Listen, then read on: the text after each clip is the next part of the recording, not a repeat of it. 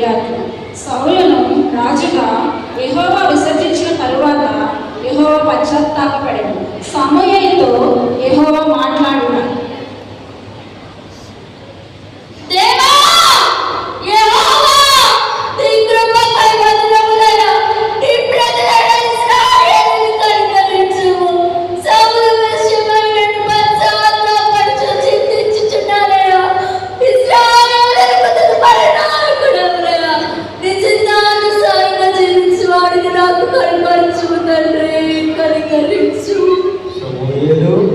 నేను విసర్జించిన సౌలును గూర్చి నీవు ఎంతకాలం దుఃఖింతువు?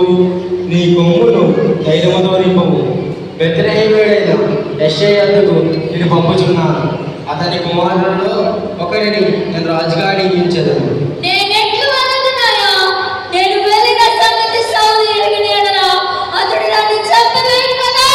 నీవు ఒక పేరు తీసుకుని పోయి యెహోవాకు బలిపశువు వధించుటకై వచ్చిందని చెప్పి అక్కడ ఎవరి పేరుని చెప్పుదునో అతనిని అభిషేకించుము. సమూయేలు బెత్లెహేమునకు యెహోవా సెలవిచ్చినట్లు వెళ్ళెను.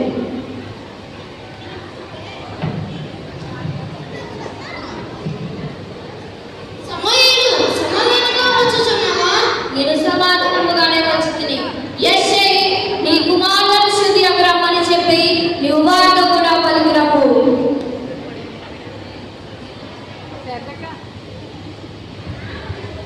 మారులారా, మీరు శుద్ధులై నాతో కూడా పలికిరండి. ఇతడు నా కుమారుడైన ఎలీయాబు. యెహోవా అభిషేకించువాడు నా ఎదుటనే నిలిచి ఉన్నాడు. అతని రూపమును ఎత్తును లక్ష్య పెట్టకుము. మనుషులు లక్ష్య పెట్టి వాటిని యెహోవా లక్ష్య పెట్టడు. నేను అతన్ని త్రోసివేసి ఉన్నాను. ఇతడు నా కుమారుడైన అబీనాదాబు. నేను అతనిని కోరుకునలేదు. ఇతడు నా కుమారుడైన షమ్మా. నేను అతనిని కోరుకునలేదు.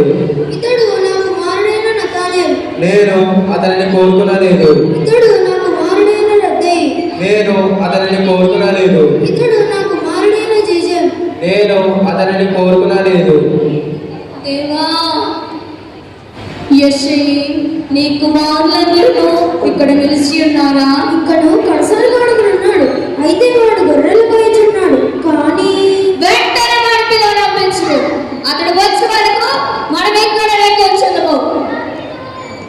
దావీదు ఎర్రని వాడను, చక్కని నేత్రములు గలవాడను, సుందరమైన వాడనే ఉండెను. నేను కోరుకున్న వాడికడే నీవు లేచి వాడిని అభిషేకించుము.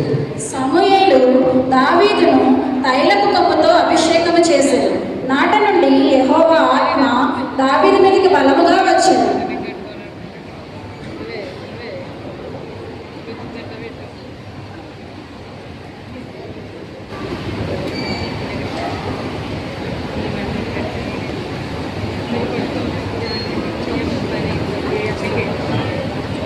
ఫిలిస్తీయులను ఇశ్రాయేలీయులను యుద్ధమునకు పంక్తులు తీర్చి ఉండేది. గొల్యాతు ఇశ్రాయేలీయుల సైన్యమును తిరస్కరించుట.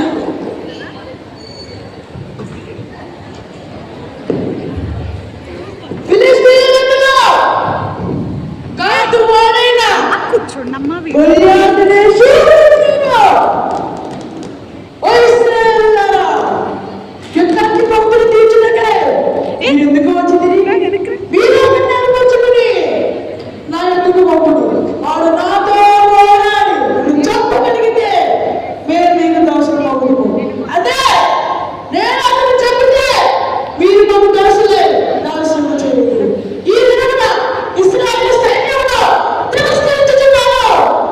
ఇశ్రాయేలు సైన్యమును తిరస్కరించుచున్నాను.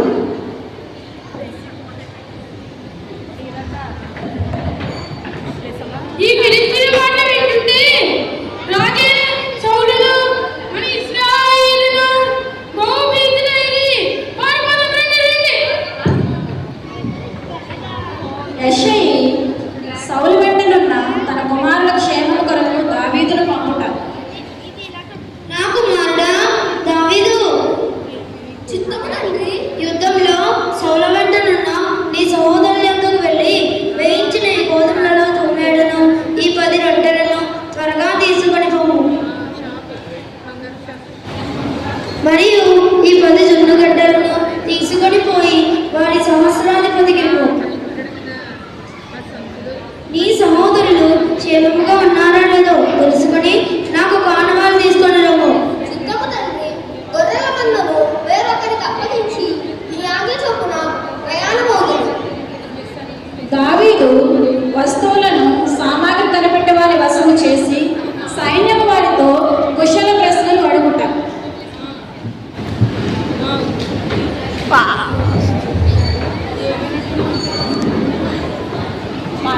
వచ్చుచున్న ఆ మనిషిని చూచితే అతడు 40 దినములుగా ఈలాగనే ఇశ్రాయేలు సైన్యమును తిరస్కరించుచున్నాడు.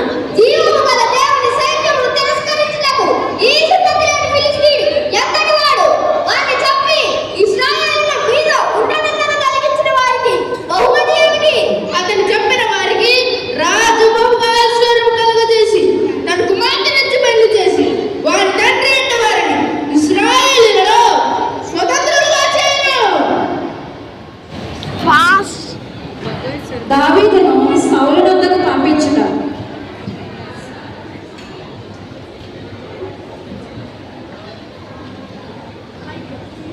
రాజా, ఈ ఫిలిష్తీయుని బట్టి ఎవరి మనసు కృంగ నిమిత్తము లేదు.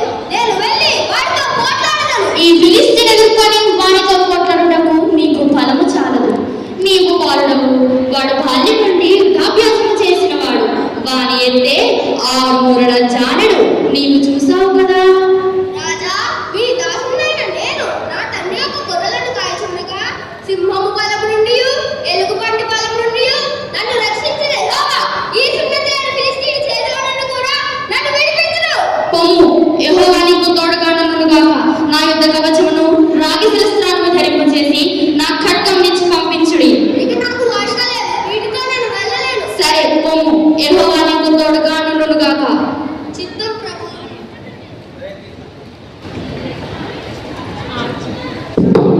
దావీదు గొల్యాతును ఎదుర్కొనుటకు కర్ర వడిసెల పట్టుకొని ఏటిలోయలో నుండి 5 నున్నని రాళ్లను ఏరుకొని తన యొద్దనున్న చిక్కములో నుంచుకొని వడిసెల చేత పట్టుకుని వెళ్ళుట. నీవు కర్ర పట్టుకున్నా వచ్చుచున్నావే. నేను కుక్కన నా దేవుని పెట్టి నిన్ను శపించుచున్నాను. నా దగ్గరికి రమ్ము. నీ మాంసమును ఆకాశ పక్షులకును భూగృహములకును ఇచ్చి వేతున్నా. నీవు కత్తి, ఈట, బల్లెము ధరించుకొని నా మీదకి వచ్చుచున్నావే. అయితే నీవు తిరస్కరించిన ఇశ్రాయేలు సైన్యములకు అధిపతియగు యెహోవా పేరిట నేను నీ మీదకి వచ్చుచున్నాను. ఈ దినమున యెహోవా నిన్ను నా చేతికి అప్పగించును. నిన్ను చంపి నీ తలపై పెట్టును. ఇశ్రాయేలీయుల దేవుడు నేనండి లోక నివాసులందరూ తెలుసుకున్నట్లు ఈ దినమున ఈ ఫిలిష్తీయుల యొక్క బలమును ఆకాశ పక్షులకును భూగృహములకును ఇచ్చి వేతును. అప్పుడు యెహోవా కత్తి చేతును, ఈట చేతును, బల్లెము చేతును రక్షించువాడు కాదని ఈ గుంపు వారందరూ తెలుసుకున్నారు. యుద్ధము యెహోవాదే, యుద్ధము యెహోవాదే, యుద్ధము యెహోవాదే, యుద్ధము ఆయనదే.